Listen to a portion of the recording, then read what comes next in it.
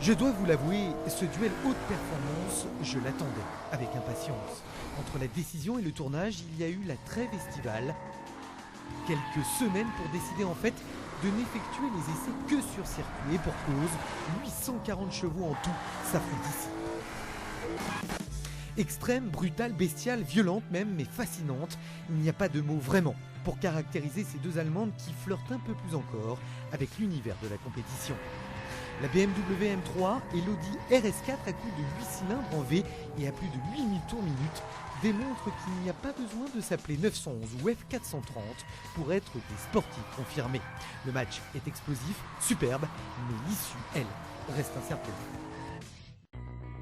La M3 et la RS4 ne sont ni plus ni moins que l'œuvre d'amoureux de belle mécanique. La voiture de Monsieur Tout-le-Monde, en l'occurrence d'un côté une série 3 coupée et de l'autre une A4 berline, a subi une spectaculaire personnalisation, le fantasme officiel des préparateurs maison. Le résultat technique de chacune d'elles est dévastateur, la partition stylistique parfaitement exécutée. Avec son toit en carbone, ses 4 sorties d'échappement, son capot boursouflé, ses superbes jantes, ses ouïes et ses rétros spécifiques, la M3 tout de blanc nacré affiche une agressivité sereine. Tout en muscles mais sans ostentation, sa ligne sculptée dans cet écrin d'ivoire et sans exagération, la M3 est simplement une superbe provocatrice. Sa grande sobriété est son atout et son élégance sportive sa force. La RS4 traduit par quelques savants appendices toute la puissance qui est en elle. Peut-être plus handicapée par sa ligne, parce qu'issue d'une berline et non d'un coupé, la RS4 réussit pourtant à fasciner. Calandre démesuré, assiette abaissée, double sortie d'échappement chromée et ses roues et étriers particulièrement bien intégrés, la RS4 deuxième génération apparue en 2000 cache bien son jeu, pas ses intentions.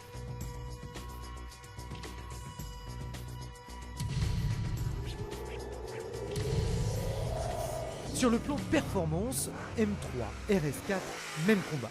Elles utilisent toutes les deux un V8, développent 420 chevaux, font le même poids à 5 kg près et affichent les mêmes résultats. 4 secondes 8, le 0 à 100 km/h, 250 km/h chrono. Seule vraie différence de couple, utilisable un peu plus tôt sur la M3 et surtout la transmission, éternelle propulsion chez BM avec un différentiel variable, éternelle transmission intégrale chez Audi avec un différentiel électronique. Elle diffère donc largement sur l'agrément de conduite. Pour mieux apprécier leur comportement, nous avons fait appel au pilote et instructeur Philippe de Corsac, véritable dompteur de pur sang sauvage. Bon, mon cher Philippe, ça va bien ? Bah écoute, ça va pas mal. Tu peux me convier quand tu veux à ce type d'essai, moi j'adore. Pour moi, une chose essentielle, c'est qu'effectivement, elles ont un programme différent. C'est-à-dire qu'il y en a une qui est une berline, 4 roues motrices, je dirais qui est plus statutaire, qui est avec une finition irréprochable, qui est vraiment la voiture tout temps. L'Audi RS4, bien évidemment. C'est ça. C'est-à-dire qu'on peut l'utiliser dans toutes les configurations. Elle fera jamais défaut. Elle pardonne beaucoup de choses. Moteur performant, un bon son, tout est parfait sur cette auto. En revanche, si on se retrouve sur un circuit, mis à part le petit problème de freinage, la M3 va être plus ludique, plus joueuse. On va prendre plus de plaisir à son volant.